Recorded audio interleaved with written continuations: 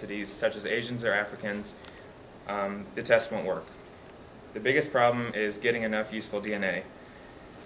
Although it's relatively easy to check diseases linked to a single gene, it's more difficult to read larger SNPs because most of the time they don't have enough high-quality material. According to William Kearns, it is possible to amplify the DNA from a single cell. Dr. Kearns tested 42 embryos and was able to identify traits from 80% of those embryos. However, Dr. Kearns is against PGD for trait selection and will only use it for medical purposes. Dr. Steinberg, on the other hand, said that they intend to offer trait selection soon, despite criticism.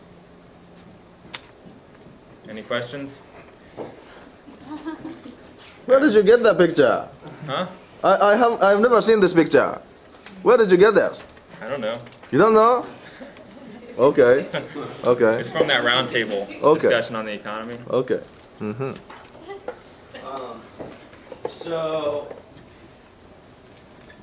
in changing a child's genetics before it's born in athletics or athletic abilities, it doesn't like ensure that they'll be more athletic than most people, but it gives them a head start for sure, right?